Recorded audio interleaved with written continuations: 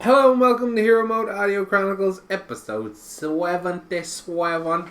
I'm your host, Curtis Hunt, and with me again is Leeland Stone. Hello. So what have you been up to, my son? What's your been at?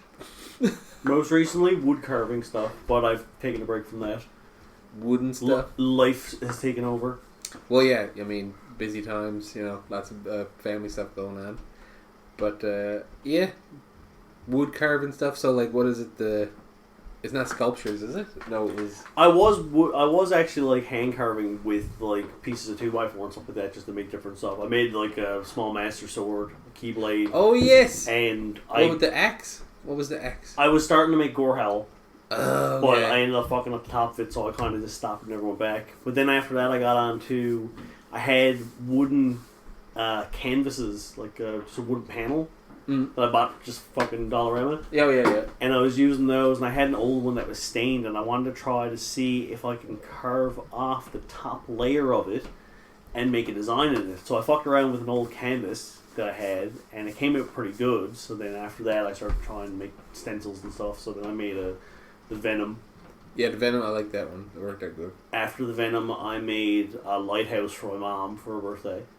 Nice. And I made Totoro, but the Totoro came out good. Just the panel the layer that was underneath the top layer was really fucked up, so it came out shit. It looks good from a distance, but if you actually like walked over and looked at it, it looks shredded. Really? Yeah, it's bad. I gotta try to sand it out and see if I can kind of clean it up, but I like the Totoro. Like, he looks good. It came out the way I wanted it. But, like, the negative space for the wood around it is just tattered. How are you going to smooth it out, you think? I'm going to try to chisel it and plane it off a little bit and then sand it. And if that doesn't work, then whatever. It is what it is. It was so thin that, like, when I was trying to cut the outline, my X-Acto knife would go through it. Oh, fuck. Yeah. Yeah. Was that balsa, you said? No. No, it was just cheap wooden panels, right? I just wanted something that I can buy a bulk of and just kind of fuck around with. I still got one big one, which, like I said, I wanted to make something with, and then I got like 5 smaller ones, and the smaller ones are way easier to work with.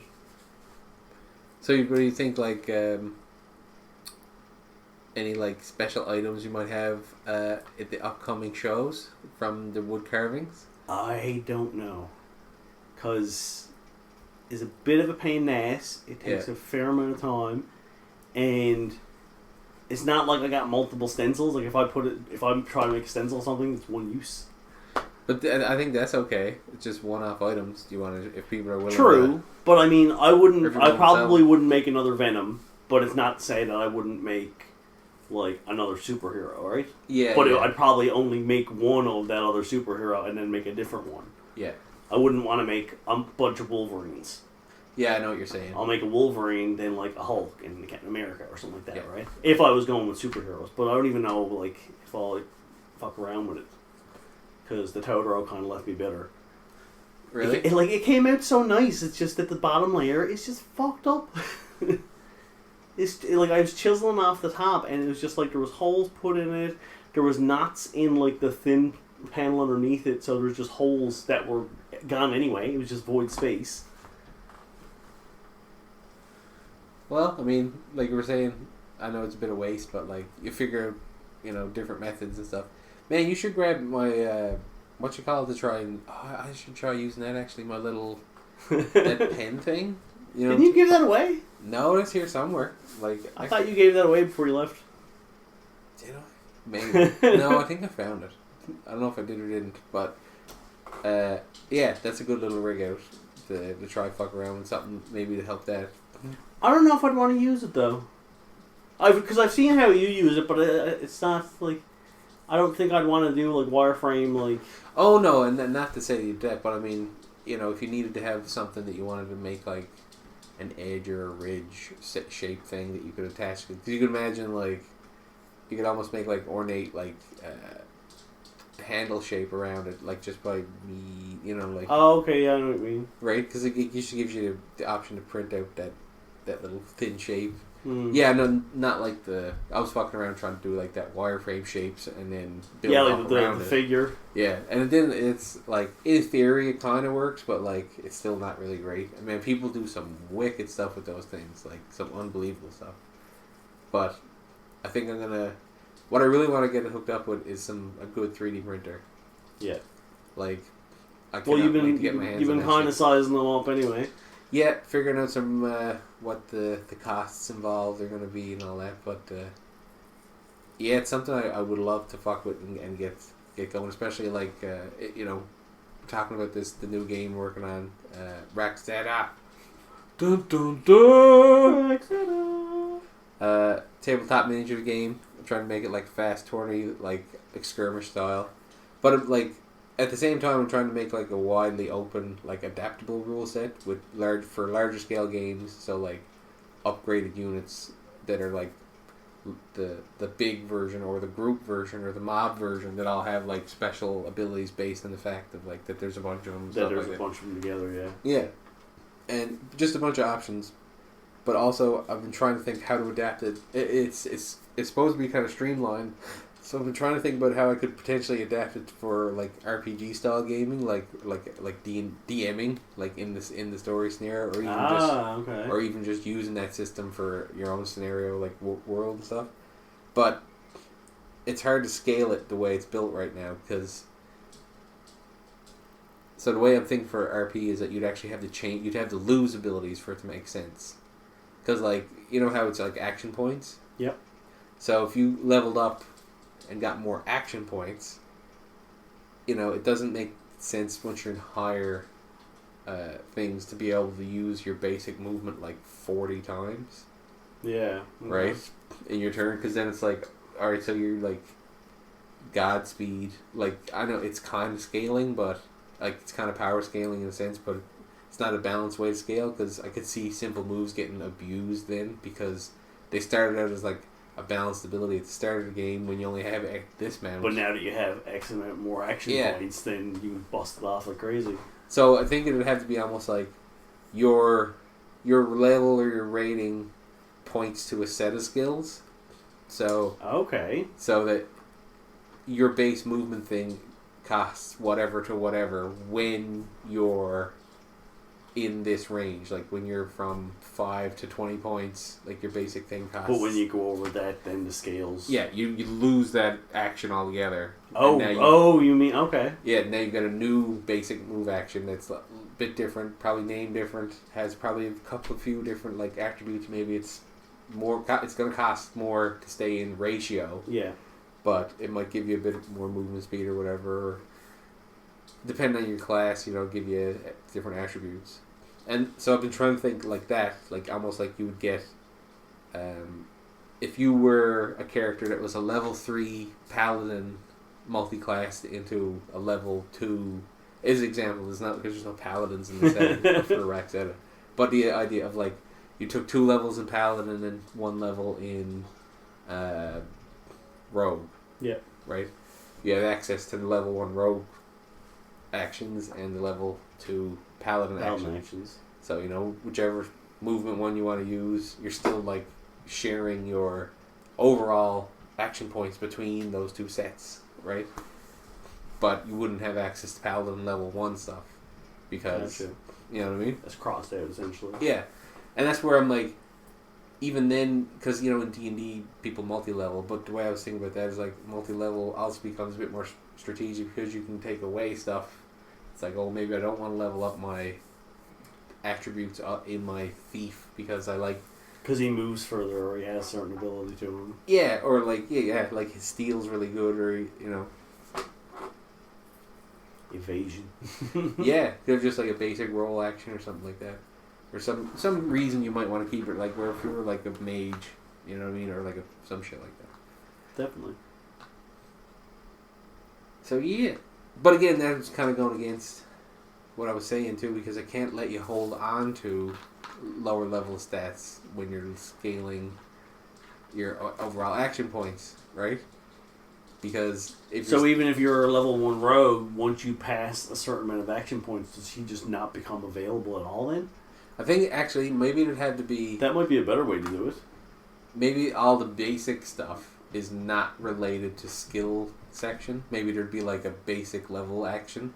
So it'd be like, if your rating is between this and this, you have access to these.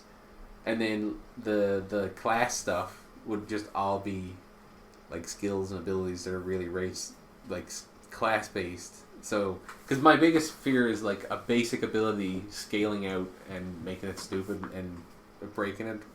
Because again, yeah, that was the thing that came to mind was, moving 6 inches for 3 action points when you have 5 or 10 works out, balances. But when you have 20, then you're flying anywhere you want. Like you're just like, you might as well be teleporting, right? So there's a balance there. So that's going to take a long time to figure out. We're going to have stuff figured out and out for play before that's sorted, because we're going to release the skirmish game on the website. It's going to be downloadable PDF. Take anywhere. It'll have a bunch of like starter units. There's going to be more units released. There's going to be special units that are only going to show up at shows, and the cards, and we're gonna get some unique units done to sell. And yeah, hopefully get some people playing some games. We're gonna demo it at shows too, along with Ultra Clash as usual, while supplies last. With maybe some new cards. Yeah, and there's some new the promo cards have been talking about for fucking years now. We're actually gonna get some done soonish, and you don't know how you're gonna get them, because I don't know how you're gonna get them for sure yet, but. And you might not get them. Yeah, you might not fucking get them. I know I'm gonna get a set. Maybe I will too. Maybe none of you can have them. Maybe I'll just look at them and be like, I got this one, and you can't have them. And burn everything else. Yeah, and then you'll be like, you're strange, I don't understand what you're saying. Leave me alone. I'm here to check out the cosplay people. Promo cards are not going to be available on the PDF online. No, they will not be on the main downloadable. So they are completely unique. Yeah. So catch us at shows or figure out clever, unique ways to get your hands on them. Bribes are accepted. Yeah, bribes accepted completely. We'll take cash up front for them. Not really, but maybe. See about selling some straight. No, it'll be always like, special promotion, or if you're nice to us at shows, we'll maybe slip you one. Play a game of Ultra Clash. If you win the tournament, you might get one. Yeah, or maybe with Rakzetta. Maybe if you sit down and play a game of Rakzetta and win, maybe you get one. We don't know yet. Yeah, there's going to be a lot of ways. Maybe if you're paying attention to us on Twitter, you'll find out easy ways to get them. Maybe if you are hooked up on Patreon, you might find out a way to get it. Well, all time will tell. But look out for a few new Ultra Clash cards to start circulating and fucking your shit up, because you won't know how to deal with certain parts. It's going to be new strategies emerge. Yeah, it's going to make certain characters a lot more demanding. In demand. Yeah, like there's a popular combo one. Always one of my favorites. That's going to get even better. There's a couple of other characters that are going to have some new buddies. A new weapon in the mix. Oh, you're gonna do. I haven't figured out what the new action's gonna be. There's a bunch from the planned second expansion. I might just pull one out and be like, "That's the one." Yeah, that's a good idea. But I can think of a couple, but I'm not going to mention them yet now. Yeah, no. We got a couple of ones that almost unique, style wise, to that planned second expansion, the prototype one, and it the two sets really did feel different, because there is a full second set that is going to mutate a lot by the time it actually comes out. True, yeah. By the time Ultra Clash 2, The Revenge, comes out. Part 2. I'm still thinking about whether or not I give a fuck about the card backs.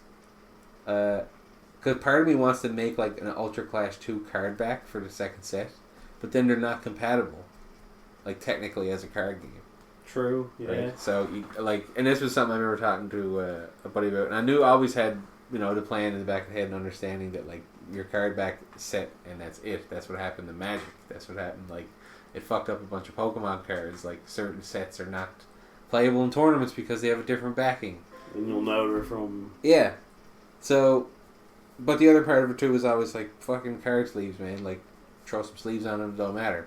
True. Right. And I mean, if you're going online and you take, say, the PDF from the website and print them off, like you're probably just going to be taking just the faces. Like there's nothing on the back. Like, yeah, exactly. You're throwing them in sleeves anyway. If you're doing it, you're sleeving them. So what does it matter? Yeah. So I'm still thinking about that. Whether or not I'm going to like change the backing. Part of me kind of wants to, but I don't know. Well, you could do up another backing and. Once this set's gone, if they're in demand, we're gonna have to get some more, and a new backing would take place. Now, and then these cards are just unique on their own because they kind of are anyway. The original 110, super unique, have the old backing and everything. But then even if you but if we reorder them, then I mean there's going to be grammatical fixes. Oh yeah, there's going to be art changes. Like certain cards are going to have their new art. And, yeah, even. So then, rules are going to be the new card could have the changed. new backing and one that's more generic for the rest of the scheme. Yeah. Well, and because you don't want to change it up every fucking. Well, season no, that's kind of what I was thinking about. Really? Yeah, like that's kind of why I was thinking about it. Like, it would be kind of fun to have come up with a new backing every time, but it's not good for a card game to have different backings, right? And I wanted it all to work together, so it really shouldn't. But at the same time, yeah, the reprints of one, and if that happens around the time that we get to it on, which I don't know would have the same backing. I don't know. That's what I'm trying to think. What makes the most sense? Do I give a fuck about it enough? Like, I guess so. Right, but like I said, at a tournament, you'd still sleeve them and anything anyway. I mean, and I don't give a fuck honestly. If you do know what card set it's coming from, like. Well, I mean, you could know what sets it's come from, but you still don't know what the cards are, so fuck it. Yeah, and like because it's just a tournament thing, really. It's a hard competitive part of it, but and if anything, that's only a bit more of a mindfuck then, because if someone's rocking the first original deck and all of a sudden they look over and their opponent has 3 card backs that are different, then they know it's from the second deck. But like you give it as another fucking 60 cards, what the fuck does he have? Well, at least with the original one, you got an idea that he has one of these cards. Yeah, but it's also like it makes it tricky that like if you did go to a tournament with backs open, like if people get sneaky, and this happens because people are shit.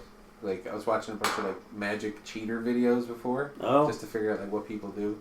And people figure out mad shuffle and shark techniques, like ways to check what a card is and put it in a certain place. True enough. It'd be a lot easier to fucking line up your cards. Literally, like training in sleight of hand to fucking put cards around the way they want. And if you have a marked card that you can see, well, I took this one card from set 1 because it's fucking good, and put it with my set 2 and 3 build. Yeah. I'm just going to shuffle that around to the front. You know what I mean? I'm going to watch where I'm shuffling. I'm going to stop when it moves its way to the top. You know? True enough. So, and that's what it makes that part of it shitty. And I really do try to design against like people being able to fucking cheese games and stuff. And that was the goal with like even the way the combat is designed was to fight against microwaving dice. What you could do to kind of still get away with it, but like do what you want. Leave all the card backs the same, but all the card facings, like the borders and shit like that. Oh, that'll change. Make those unique. You make those unique for each season. Yeah, we'll do all the crazy shit like that as far as like updating the framework and that because it's. But then you don't lose the backing, but at least season 2 is a visually unique compared to the first one. Yeah, and that's why I'm planning that. Because it's still, you just, all that's relevant is a couple of numbers and the symbol. Like, right. So however you want to rearrange it or fucking shuffle it around. So new Ultra Clash coming down the pipe. Gonna play some Rakzetta eventually. I don't know. Well, we won't have none for the Buren show. What, Rakzetta? Yeah. Oh, or, yeah. Yeah, no, Rakzetta for that. Because, like, I want to make sure that we got to do a couple of kit bashes, and I want to see about what core units we're going to release with the first drop of the rules. Again, like, you know, I have explained that. Again, kind of like designing against like the heavy like consumer driven game release styles of like GW and Wizards and stuff. You know, you can play whatever model you want to play the game is the idea. Yeah. If you have a bunch of fucking 1980s wrestlers, you can use them as your dudes. Yeah, exactly. Like you play with quarters or rocks with paint on them if you want. It's kind of the spirit of it. But we're also going to offer like more, you know, thematically and story accurate models, but how we're going to make them and where they're coming from and what they are is still to be figured out. Mm-hmm. But regardless, look for some Rakzetta on the website soon. And yeah, I like rolling dice. Dice is fun. So yeah, at our next show too, what we're going to have is a bit of a different format as far as the setup. There's going to be Ultra Clash there, but we're going to be set up as featured artists with our own like kind of unique hero mode featuring. we're going to be featured as like unique, you know, like I'm this kind of stuff, you're that kind of stuff, because you've got, like I said, all the woodworking and sculpturing and stuff like that. And I've got like the art prints and really that's all I got is prints as far as what I'm I got a couple things in mind, but like I said, I don't know if I'll have any of the woodworking things done. Yeah. But I'm hoping to maybe have some dice trays and possibly a couple of like small like figurines type things. Well, yeah, custom gaming accessories. Well, not necessarily gaming accessories, like I was saying, like the little beholder heads. Yeah. Not really a gaming accessory, just kind of could be. Fucking, well, I suppose it could be. It could be a unit if you want it to be. Exactly. See, all over. So yeah, we're gonna be at Beer on November 17th. Drop out. It's gonna be close to Christmas. You want a stocking stuffer? Mm-hmm. Grab yourselves an Ultra Clash box. Stuff your stockings. Drive it right in your fucking stocking. So yeah, drop out and see us. See what we got. I'm gonna, like I said, try to have a bunch of prints. Ian's gonna have some beholders and dice trays and stuff. Yeah. Keep up with us at theheromode.com. Keep look out on Twitter, Instagram, Facebook. And yeah, until next time. Out.